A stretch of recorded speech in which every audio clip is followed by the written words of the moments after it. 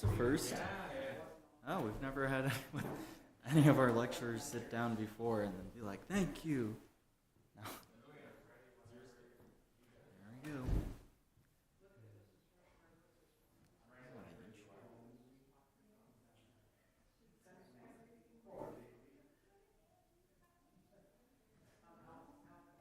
Oh, yeah.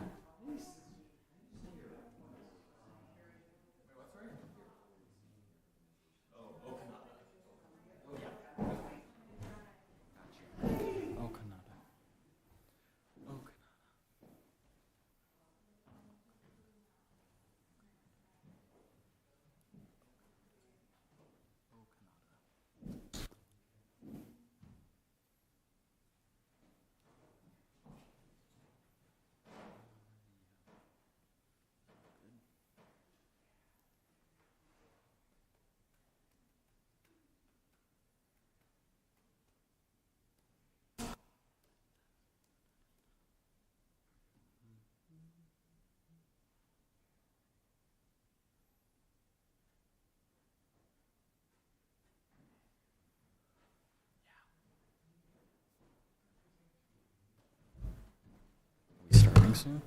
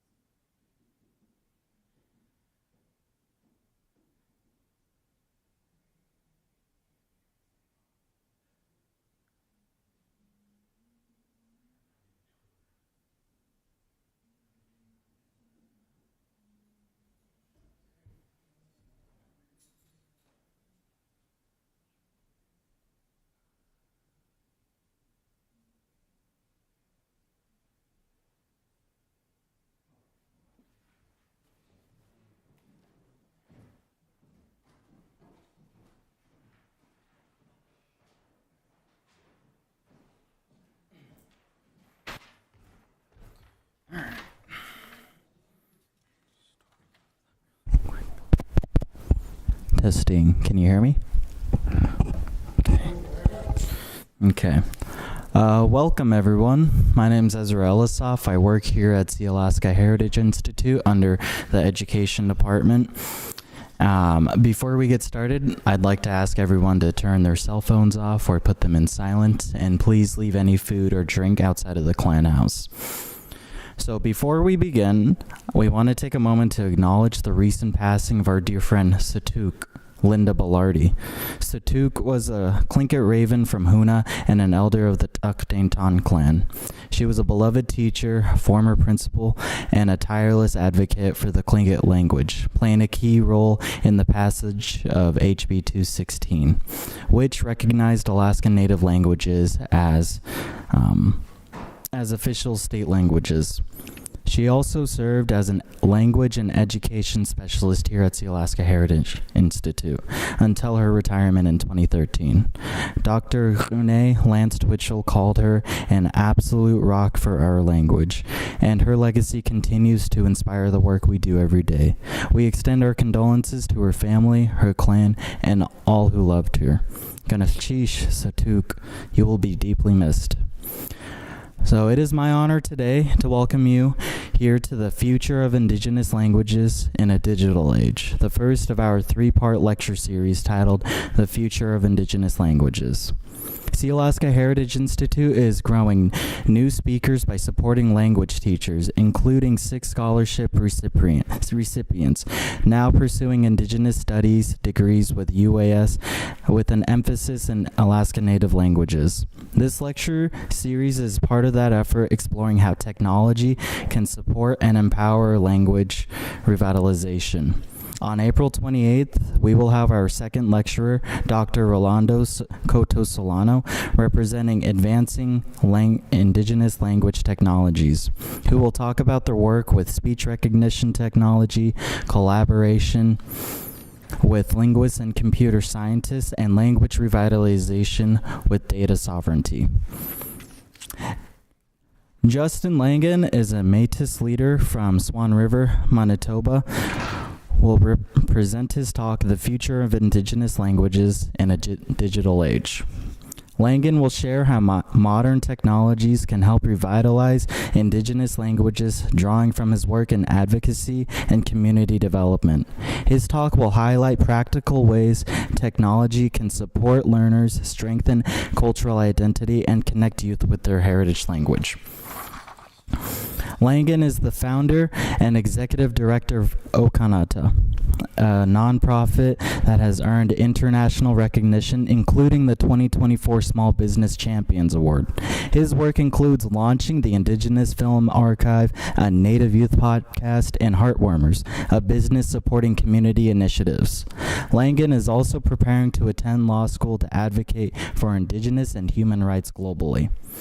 At the end of the lecture, you will have the opportunity to ask questions. Those of you who are tuning in, you may post your questions in the comments section and we'll read them out loud.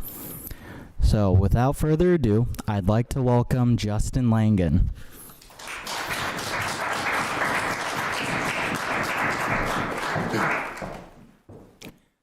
Thank you very much.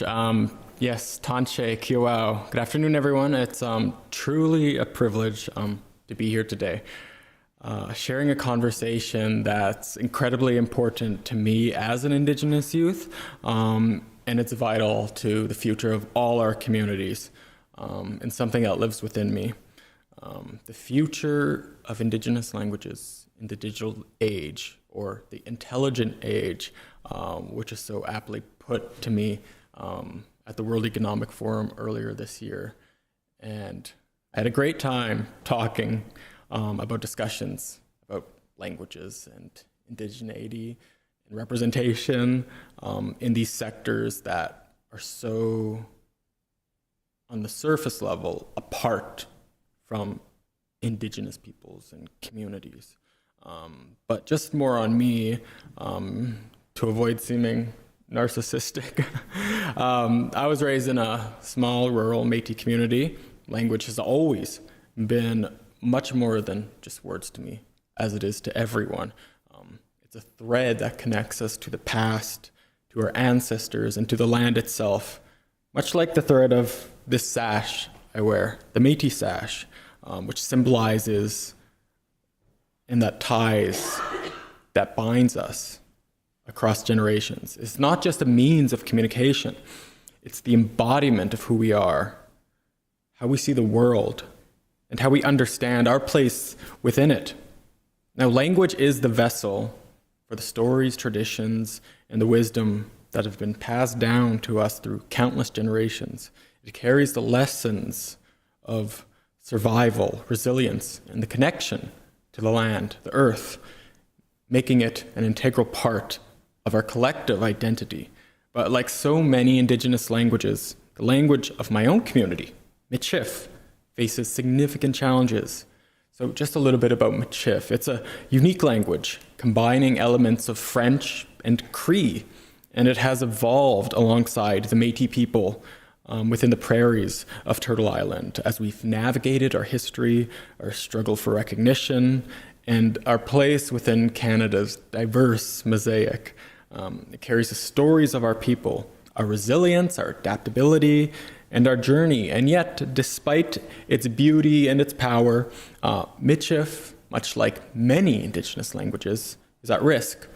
It's a language that is spoken by fewer and fewer people, particularly younger generations, and its future is uncertain. This is a reality I carry with me every day. I often reflect on the importance of language in my own life, how it shapes my understanding of the world and how I connect it to my identity and my heritage.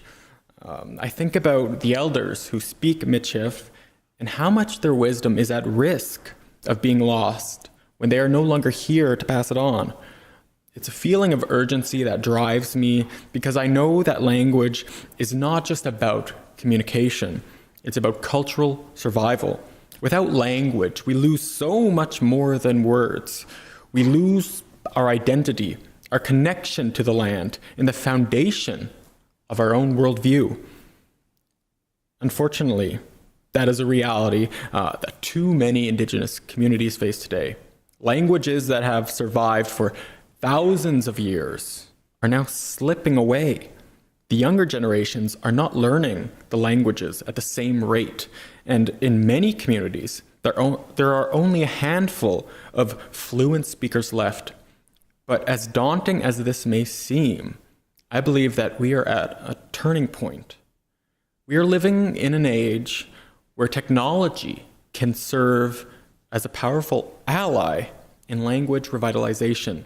Now, the lecture today is about how we can leverage the tools of the digital age to ensure that our languages don't just survive, but thrive. It's about using technology to bridge the gap between our rich, vibrant past and our future, ensuring that Indigenous languages are woven into the fabric of modern life.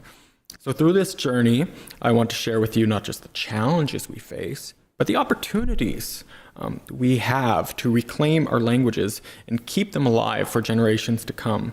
So let's begin this journey as we explore the state of Indigenous languages today and the challenges we face in keeping them alive. So we must first confront the reality we face: the rapid decline of Indigenous languages worldwide.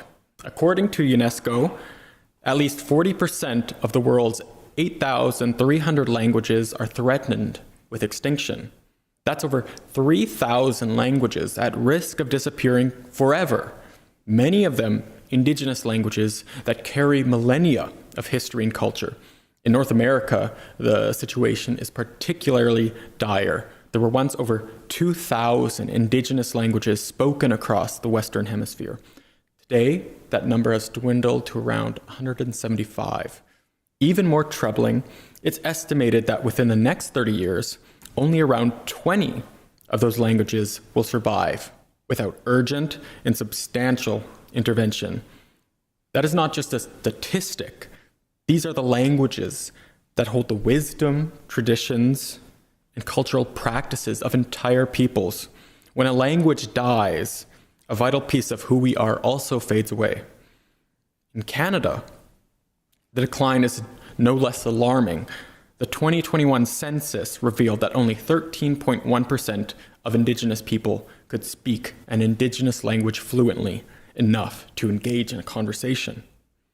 This marks a 4.3% decrease from 2016, the first decline in decades since comparable data was first collected in 1991. When we look at these numbers, we see more than just a trend. We see the erosion of identity, of cultural practices, and of a unique worldview that has existed for thousands of years. Take, for example, the Cherokee language, spoken by the Cherokee Nation in the United States.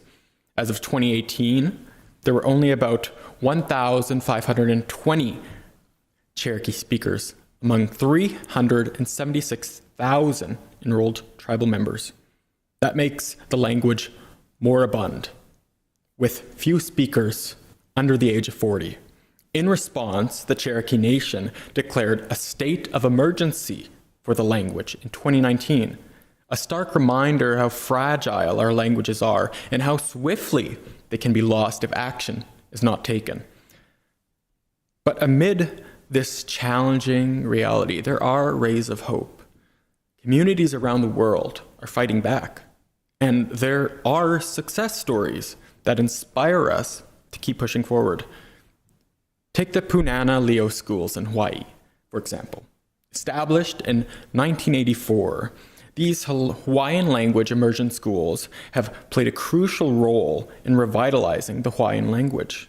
Through immersion education, the schools have produced graduates who not only speak Hawaiian, but also achieve high academic success, demonstrating the power of immersion as a tool for revitalization and the potential for languages to thrive if given the proper support and resources. In Canada, the First Voices platform has made remarkable strides since its inception in 2003. It's an online archive that supports Indigenous communities in documenting and sharing their languages. With interactive dictionaries, language lessons, and cultural materials, First Voices has created a powerful digital space for learning and sharing Indigenous languages. It serves as a vital resource, ensuring that these languages aren't just preserved, but are actively used and taught. Now, these success stories remind us that language revitalization is not only possible, but achievable. It requires dedication, community-driven initiatives, and innovative solutions. Now, despite the overwhelming odds, with the right tools and commitment, Indigenous languages can not only survive, but thrive. Now, the decline of Indigenous languages poses a profound threat to our cultural diversity and heritage, but it also provides an opportunity for resilience. Now, by understanding the full breadth of the challenges we face and learning from the efforts of those who are successfully revitalizing their languages, we can forge a path forward toward a future where Indigenous languages are not just a thing of the past, but are alive, flourishing, and continuing to shape the world for generations to come. Now that we've examined the current state of Indigenous languages, let's dive deeper into how technology can play a crucial role in helping to preserve and revitalize these languages.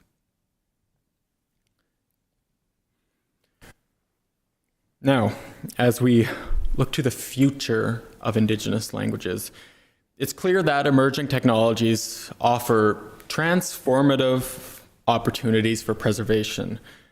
But the key is not to simply introduce technology for technology's sake. It's about integrating these tools in a way that respects and enhances our traditions, our knowledge systems, and our values. One of the most exciting concepts in this regard is the fusion of traditional ecological knowledge, or tech, with modern tools, which has been aptly coined technology. Tech is the accumulated wisdom of Indigenous peoples that has been passed down through generations, wisdom about the land, the environment, and the interconnectedness of all living things. When combined with technology, this immersive, community-led approach creates a dynamic bridge between the past and the present.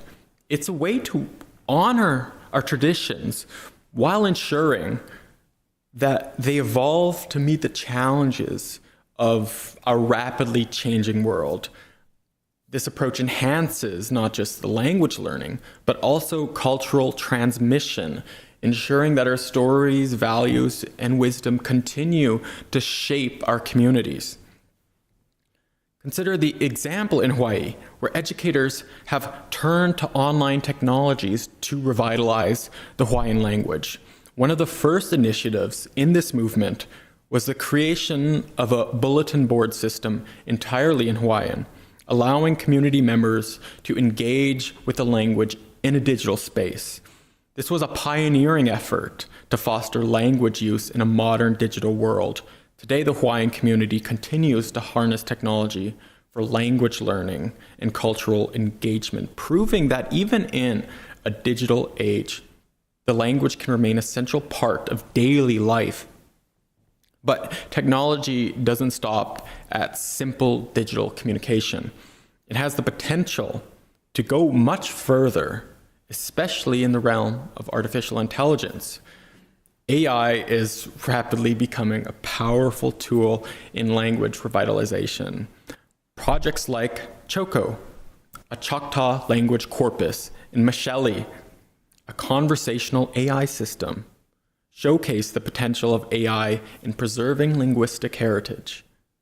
These systems allow users to interact with the language in a meaningful way, whether through conversation or digital learning platforms. Imagine using ChatGPT in Choctaw or in Michif, engaging in conversation, utilizing AI not just as a solution, but as a tool to solutions within the intelligent age. By using AI, we can create tools that adapt to how we interact with the world today. They aren't the solutions, they are tools to ensure that the language remains vibrant and alive. We don't just want language to remain stagnant, fixated in the past. The work I do wants to ensure the sanctity of the past while understanding the future is complex, that the present is changing. And we have to constantly adapt to the new ways in which the world has altered. And it's not altering for us. We are an afterthought. And it is up to us, I believe, to constantly keep up with the changing systems. And that's not how it should be. But I think in understanding the realities of the world, as a community, we can come together to help utilize these systems. There's also the groundbreaking work in speech recognition and synthesis. For many Indigenous languages, the absence of digital resources means that language preservation efforts are stunted. But advancements in multilingual speech synthesis systems for languages like Ojibwe, Mi'kmaq, and Maliseet are changing that. These systems can recognize and generate speech in these languages, which allows them to be taught through new mediums like apps or digital textbooks. This is a crucial step for languages that are at risk of disappearing because it ensures that the language can be spoken, heard, and shared, even in spaces where speakers might be limited. Equally important are the community-driven digital platforms that are giving Indigenous communities the tools to preserve and share their languages. First Voices, for instance, has empowered hundreds of Indigenous communities across Canada, the United States, and beyond. It allows communities to create interactive websites that include alphabets, audio recordings, words, phrases, songs, and stories. And speaking of the next generation, one of the most exciting aspects of this work is the engagement with Indigenous youth. Like myself, programs like the Lakota AI Code Camp are giving young people the opportunity to develop the very tools that will support language revitalization. It's happening within the community.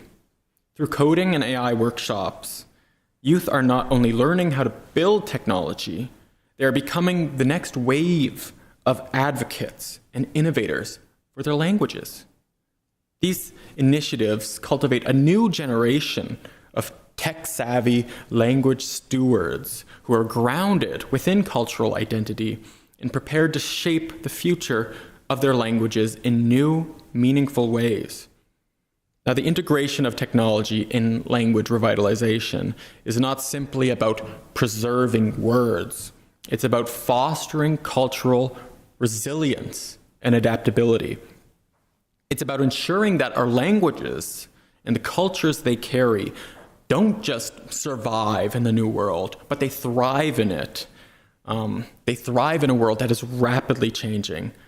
So by embracing the modern tools, we can create dynamic, interactive, and sustainable language resources that honor our heritage while navigating the complexities of the intelligent age.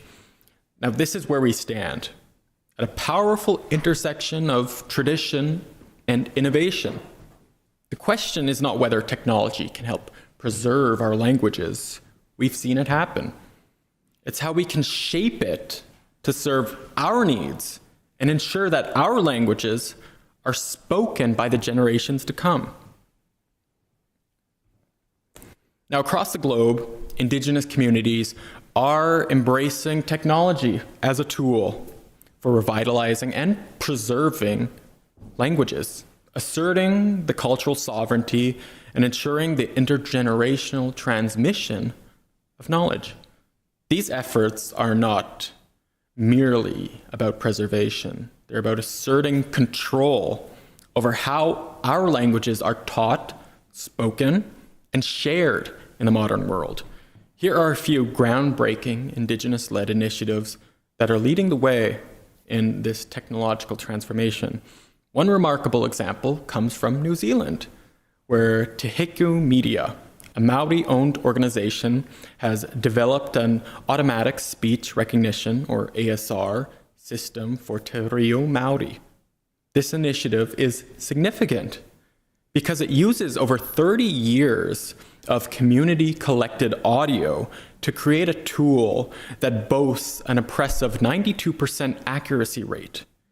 What's particularly empowering about this project is that it allows the Māori community to retain control over their linguistic data, promoting cultural self-determination and ensuring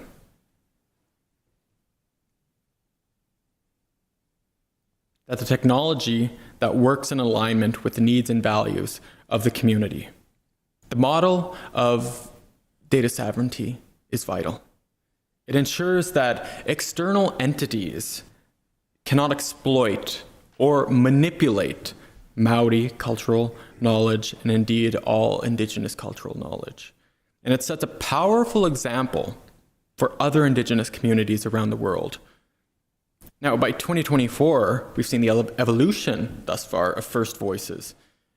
Now it's becoming a global resource, hosting 65 public and 17 private sites, not just in Canada and the US now, but also in New Zealand and Australia. It ensures and empowers communities to engage directly with language, ensuring that the resources remain within the control of the community while supporting cultural and learning education. Now, another innovative project is Dididat Kids, a mobile game developed by the Dididat First Nation in British Columbia.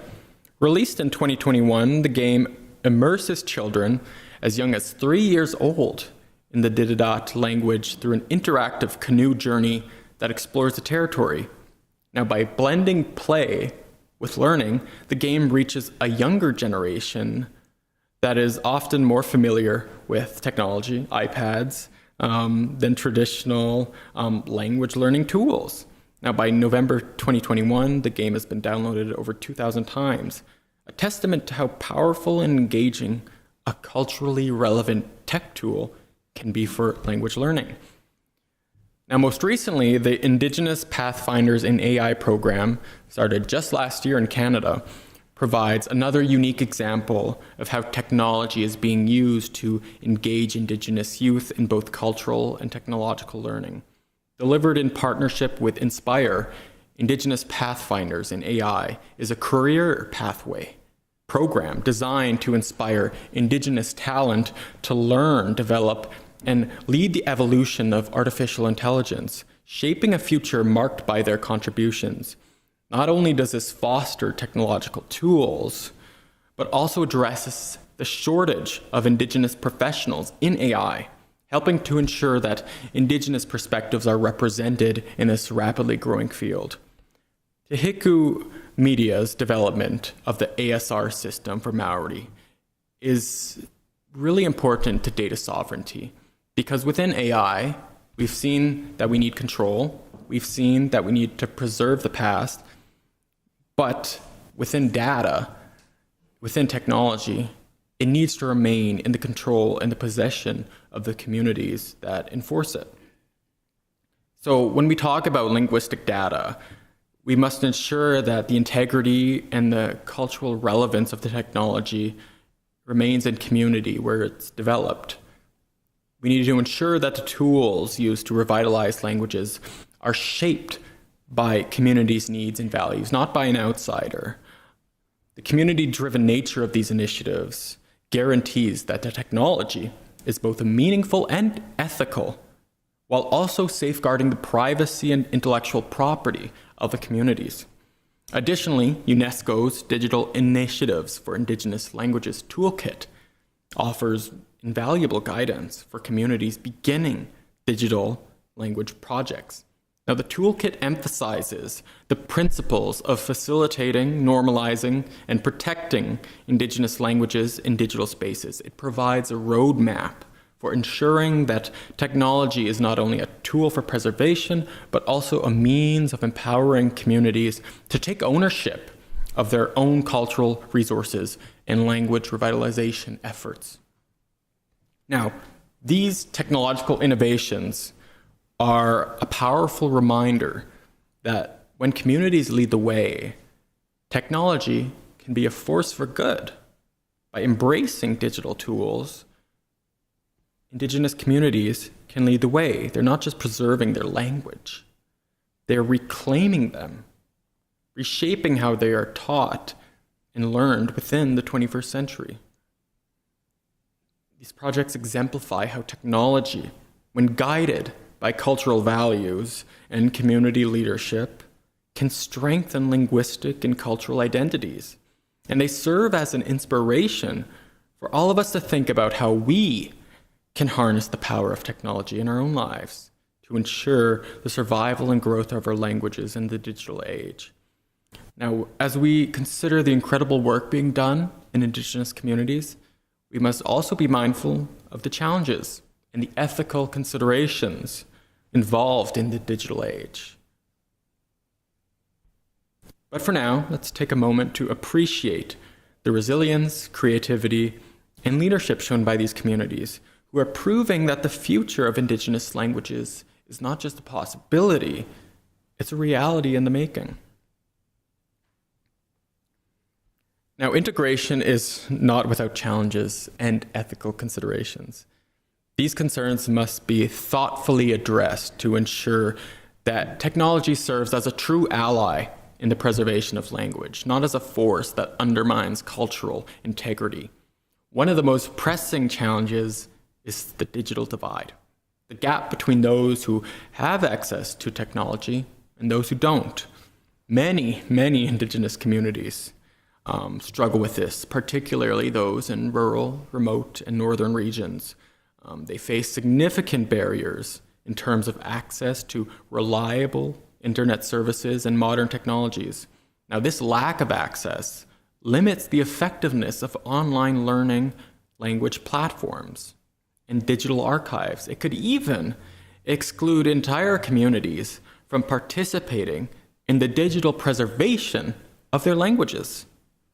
When we think about technological tools as vehicles for language revitalization, we must ensure that they are accessible to all, especially to those who need them most. Otherwise, we risk creating a divide where only those with internet access benefit, leave behind those who remain disconnected.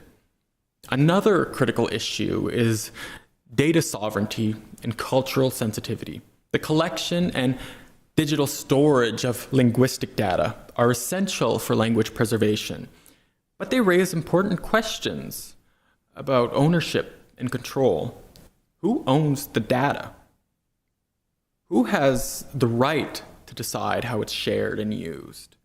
Communities like Teheku Media have emphasized the importance of retaining control over their linguistic data. By doing so, they ensure that the technology created serves the community's needs and interests rather than exploiting or misusing cultural knowledge. It's essential to remember that decisions regarding which aspects of language and culture are shared digitally should be guided by the values of the community itself. Traditional knowledge, for example, might not always be suitable for digital representation. Communities must have the autonomy to decide what is shared and how it is shared, based on cultural protocols and principles of consent. Now, as we look at these advancements, we must also be aware of the risk of cultural dilution. Technology, for all its potential, can never replace the deep, lived experience of learning a language through direct, community-based interaction. While digital tools can facilitate a language learning, there's a concern that an over-reliance on these technologies might overshadow traditional forms of language transmission. Language is most powerful when it's learned in context, through songs, stories, ceremonies, and conversations that take place in the heart of community, much like where we are today. These immersive, culturally grounded experiences are essential for preserving the depth and richness of Indigenous languages. Technology should complement, not replace, these vital cultural practices. A balance must be struck between modern digital learning tools and traditional community-based methods of transmission. Ethical AI development is another consideration that must not be overlooked. AI tools for language revitalization hold incredible promise, but we must tread carefully. Indigenous languages often contain sacred or sensitive cultural knowledge that should not be easily accessible to AI or to all.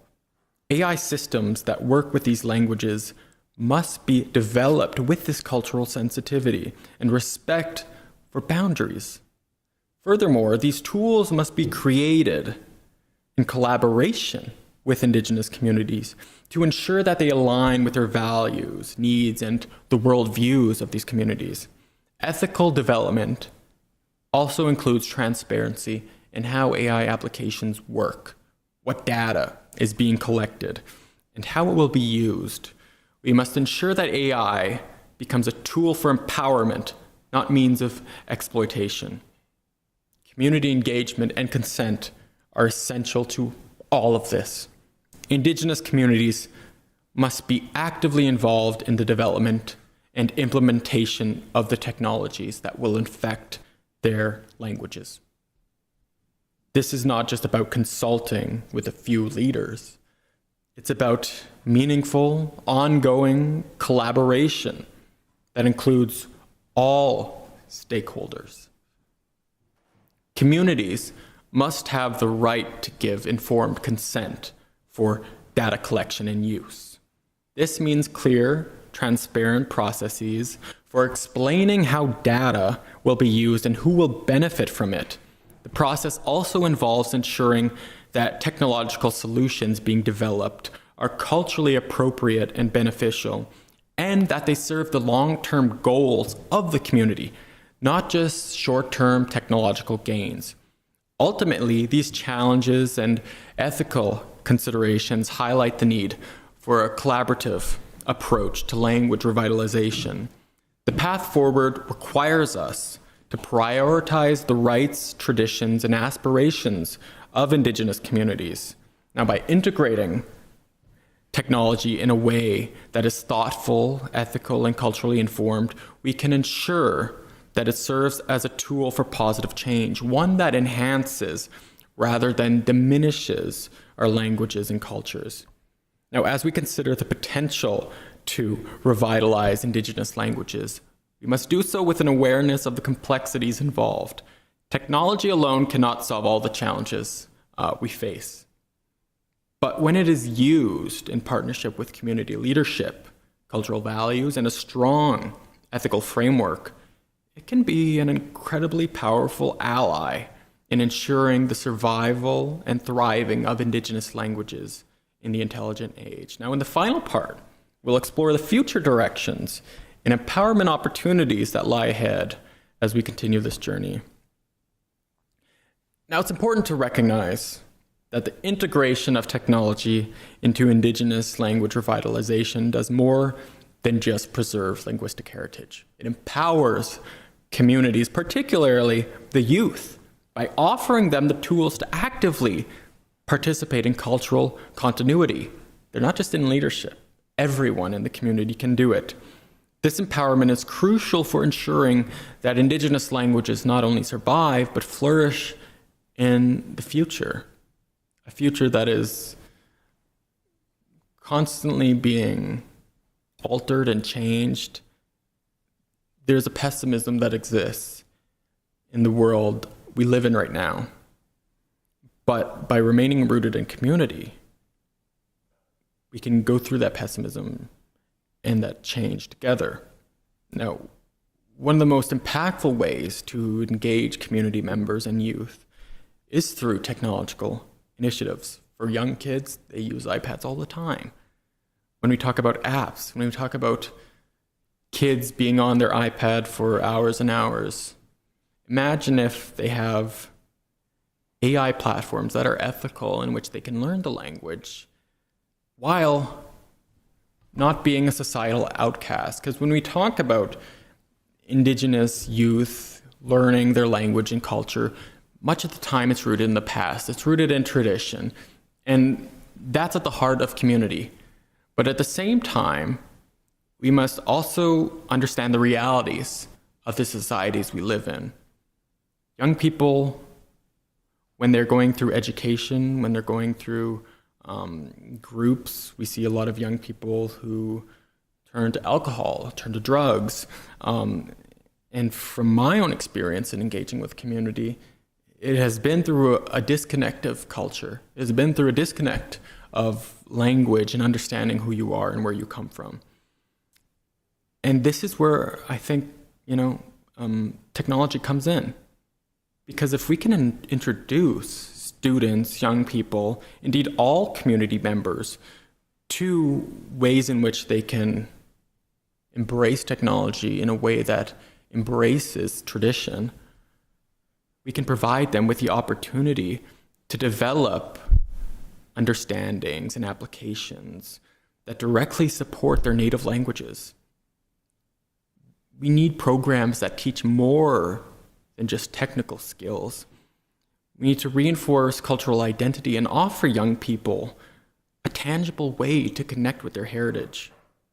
By combining modern technology with cultural learning, we can foster a sense of ownership and relevance in the language preservation process. Educational institutions are also increasingly incorporating Indigenous language courses and digital tools to attract younger generations.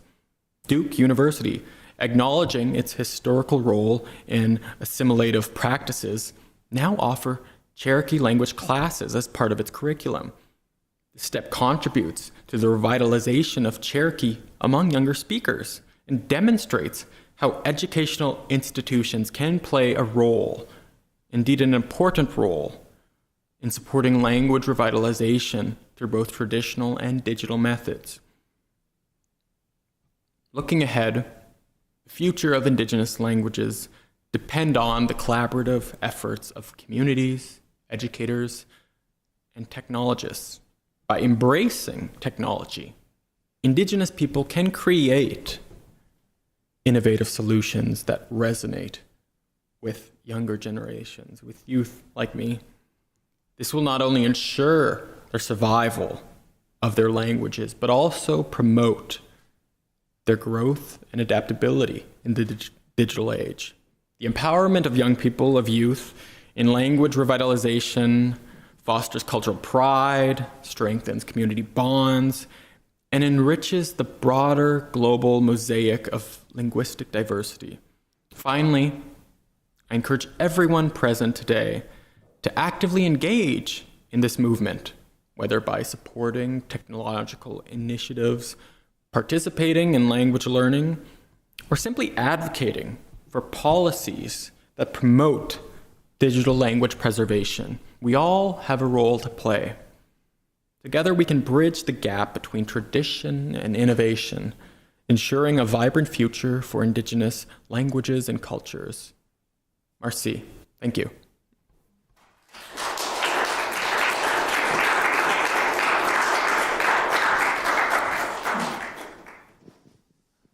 If anyone has any questions or comments or just wants to speak about this crucial subject.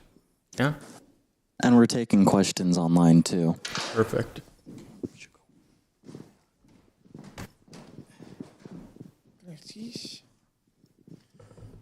I'm Alfie. I'm one of the founding members of the Juneau Samaic Learners Group. And currently we use a lot of technology. We have our Zoom meetings weekly. We use Instagram and Facebook to share videos that we've made.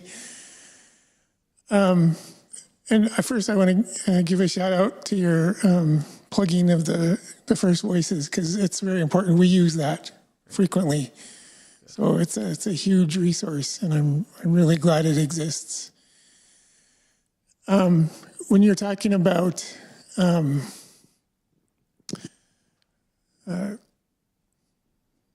data sovereignty and cultural sensitivity, that really stood out to me, because in this area, as Tlingit and Tsimshian people, we have a lot of songs, speeches, stories that belong to specific clans and are used only for specific purposes.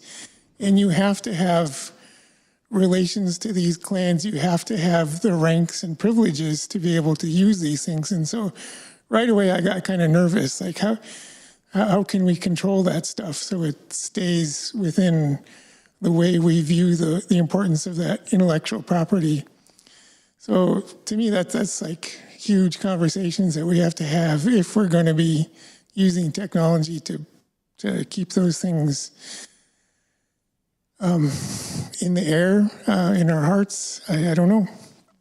And the other question I have, or experience I've had, and maybe you can help point me in the right direction of how to access an AI application that can be useful to us. Because the few times I've dabbled with language and AI, I found it to be frustrating, confusing. It didn't seem to remember the things that I told it, and it would feed back things as if they were fact. It was totally confident in what it was telling me, and it was absolutely wrong. And I've tried this a few times. I've used like the Google AI thing, and it's kind of embarrassing, the things that are out there in the name of our language that are completely wrong. And I don't know who to reach out to say, can you fix this? So maybe you can point us in a direction for how to access an application that maybe is designed to learn these kinds of things. But I really appreciate all of your speech today, and a lot of it resonated with us and for me and our work and our language. Of course, yeah. Thank you.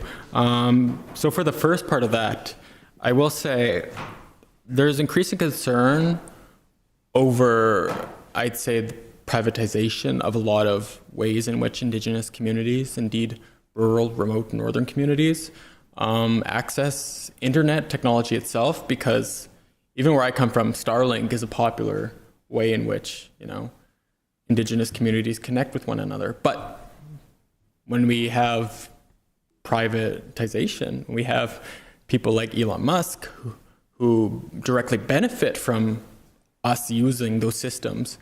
There's concern, do I want to financially, ethically support this? Can I separate the tools from the toy maker? It's something that there's ethical considerations, and utilizing social media itself. We can use Instagram, Facebook, but we are at this sort of detriment of, authorities that can control how we interact. We're using these private systems to connect with one another. And at the flip of a switch, that can be taken away from us. We don't have that sovereignty. And I think in part that has to, a solution to that can be made through economic independence, through, consulting leadership, and ensuring that those within leadership who are most often, older, who most often not have a a core understanding of technology and AI and everything like that, to ensure that they understand the changes that are happening, that we can be economically successful while maintaining our ethical considerations by utilizing our own platforms. Why can't a certain clan or a certain reserve create their own, social media system or social media platform for clans to interact and communicate, Because I know, at least for myself, people use Facebook all the time to connect with one another. That's the main area we communicate. But, maybe tomorrow, what if Facebook shuts down? What if the government doesn't allow Facebook to be there anymore? So I think understanding that we are at the mercy of those in power who might not even care or know we exist. So yeah, I think it's understanding that reality. But in terms of data sovereignty and utilizing AI, I think it's important to look at these programs. Specifically, I would say the Indigenous Pathfinders in AI program. So Inspire is a national Indigenous sort of nonprofit charity in Canada, and they've, partnered with MILA, I believe it's called, this sort of AI institute based in Montreal, Quebec, to create this program where Indigenous youth can create their own project ideas to get funding and, foster partnerships. So I will say, look at, local AI institutes and actively search for, entrepreneurs, even if they're non-Indigenous, to create that partnership. Because from my own experience, from working as a parliamentary intern and working with the World Economic Forum, the World Intellectual Property Organization, especially with IP, intellectual property, there's a really big push within these institutions to gain access to Indigenous communities so they can partner with them. Because especially for me, when you see big fashion houses who create, clothing that steals, Indigenous designs and beadwork or anything like that, what can that artist do? What can that Inuit person do to even, that's my design, what can I do? So I think creating those partnerships and finding ways in which, just taking the opportunity, I think, to look online and to connect with people like me. Because I think it's important that, at least for me, since I'm here, we've fostered this connection. We're all a network, no matter how far we are, especially in the digital age. I can connect you with someone else and they can connect you with someone else. And I think the more we do things like this and conversations like this, the more we foster that network and that essence of community, because community can also take place online and community can take place globally. And I think that's one way we do this is by having conversations like this.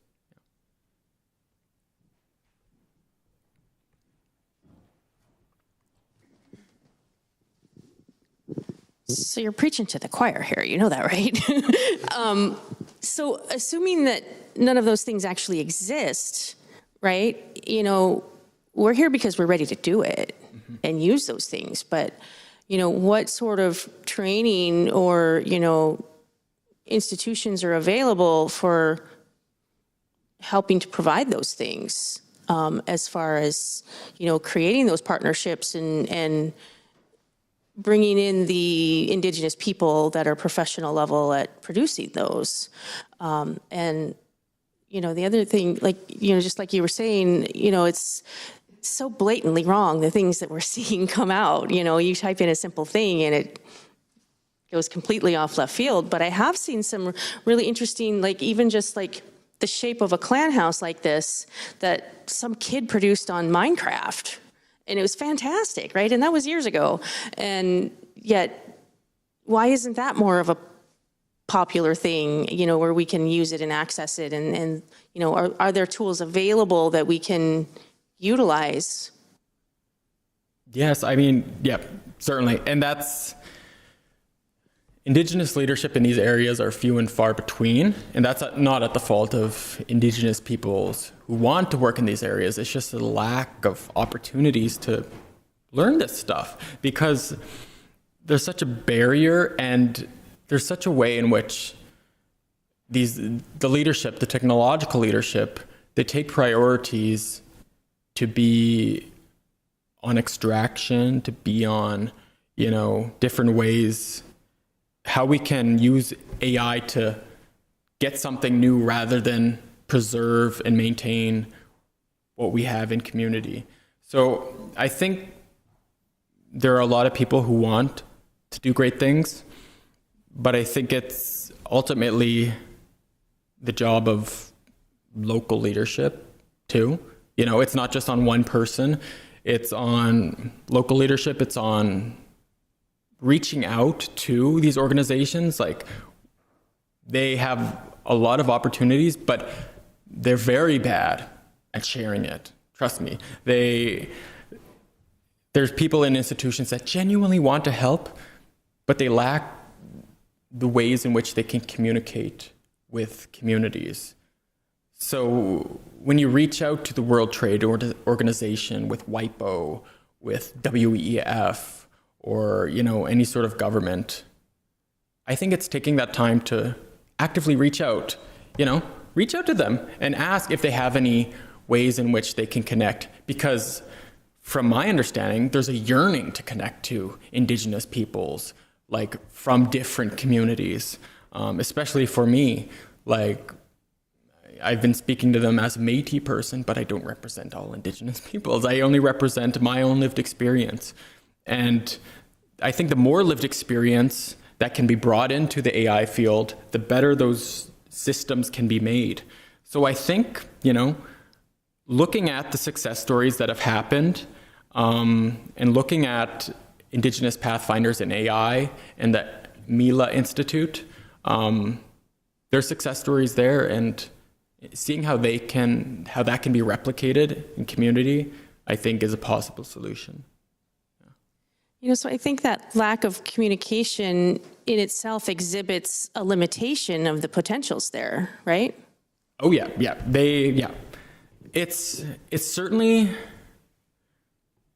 a way in which we see governments, organizations that on the surface want and appear to have an interest in connecting with Indigenous peoples, an interest in truth and reconciliation, or advancing UNDRIP or calls to action, what have you. But there's struggles, and there's the same people I've noticed that constantly show up at these, leadership levels. And there's a lack of diversity of Indigenous peoples because most of the time we have people within the global south, within Africa, some New Zealand, but a lot of the times there's a lack of representation from the Arctic, from even Métis peoples. I find myself explaining constantly what Métis is, even though there's only 3 distinct peoples in Canada. And it's something wherein even I'm providing an education on who I am, even at the levels I'm at. So imagine the learning curve if there's a remote community that needs to contact them. So it's definitely the fault of these organizations, not at the fault of communities. But I will say, the funding is there, the opportunities are there. It's just the fault of the organizations that aren't being communicative enough because they've been satisfied with the current status of Indigenous representation that they've had. And it's not enough. And it's only one portion or 2 portions of what indigeneity is. So I think it's there, but it needs to be actively communicated more. Yeah. Of course. Thank you. Hi, Justin. Thank you for your lecture today. My name's Jamie. I work with Sealaska Heritage Institute and the language team. I think SHI is sort of really still in the exploration phase of what AI can do for cultural and language preservation, and we're really trying to learn. And so hence why you're here, and our whole lecture series is based around this. We're getting sort of cold called from organizations and businesses that work in AI.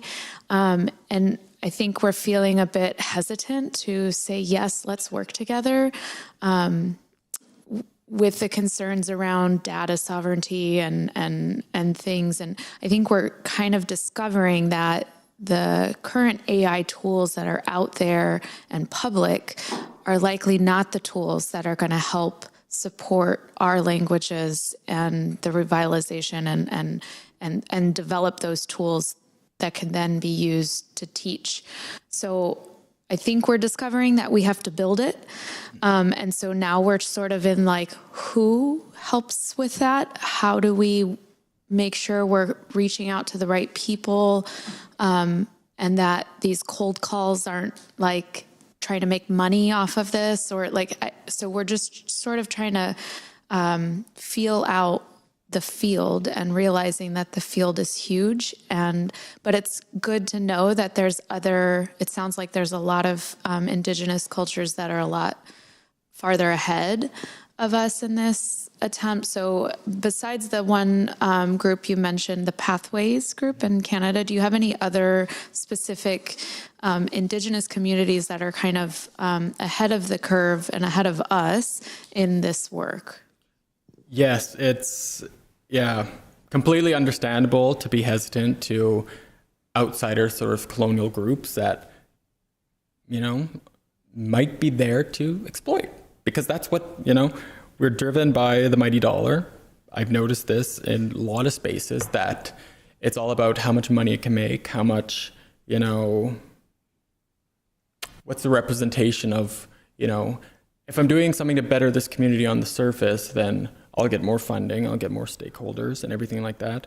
But in terms of people who are doing great things, yes, definitely the Pathfinders, but definitely the Maori, Tehiku media is something that I think that's TEHIKU media. So they've created a system and been on, I think, ahead of the curve when it comes to data sovereignty and Indigenous language. I've had the opportunity to meet the founder of that, and it's something wherein they're very eager to replicate that internationally. So I think that's an opportunity to see how they utilized automatic speech recognition. Which systems did they use that ensured a 92% accuracy rate and ensured the sovereignty of their language? I would definitely, I could get you in contact with the founder of that. And certainly, and I think that's the strength of this, is the more we have places like this to share, because Indigenous peoples are doing great things all over the world, but we just don't know about it. Everything's so vast, everything's so loud, that how can we find the great things that are happening if you aren't in these sort of international spaces? And I think that's why communication and fostering that global network to empower all of us, I think, is exceptionally important. And it's going to be important as we navigate the future of the digital age.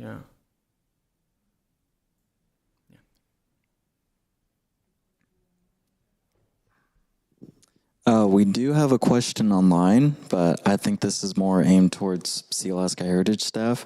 Harry Johnson asked, will Tlingit language learning be available online? And I live on the East Coast. I guess what he's asking is, what are the resources that are out there that are online for someone that lives on the other side of the country to essentially learn whatever their heritage language is, Tsimshian, Haida, Tlingit?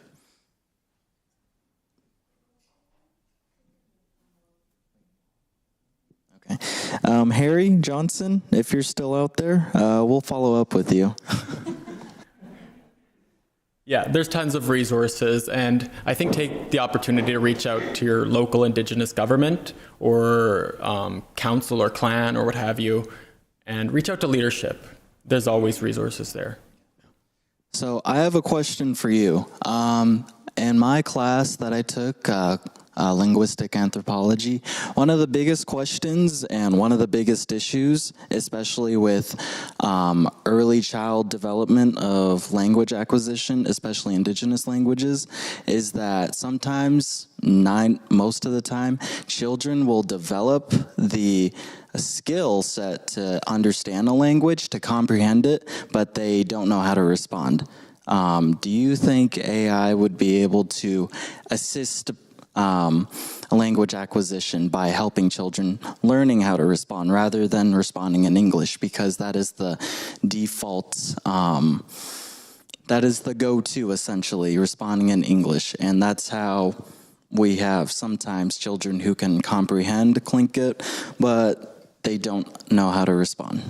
That's fascinating, because I think that's in part a representation of some of the limitations of the current resources. It's not the fault of the resources, it's simply the nature of what we have. And I think AI can play an important part. Once there's a base in community that it is worked in direct partnership with Indigenous communities, and once you engage with a sort of AI company that has ethical considerations, that has an understanding of data sovereignty, I think you can create an AI module in which young children can engage in conversation with that AI module. And of course, that lacks the human connection. But a lot of the times, young people don't have connections to Indigenous elders in their community. A lot of the times, how else can we access these languages that are disappearing? So certainly, I think an AI module that respects all these points we've talked about is possible, but it can only be possible if we all work together, I think, within conversations like this. I can provide some resources, I can provide some contacts, but it's up to the community itself to bring about the nature of what that language means, of the importance, of the limitations, of the boundaries of that language. And of course, it's different for all Indigenous languages, but I think it starts with the community, and it is possible. And I think it can happen within the next few years, too. But it all comes to the connection part of it. We have to connect with each other. We just can't be focused on our community in trying to find resources. Resources are always elsewhere, and that's the nature of this world, but they're there, and it is possible, I will say,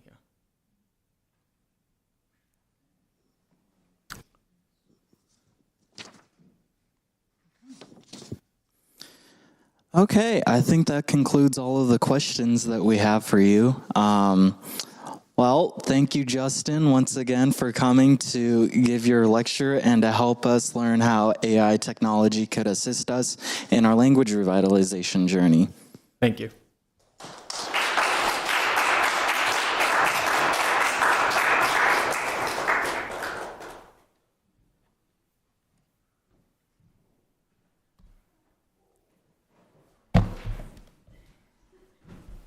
Ooh, it's fun.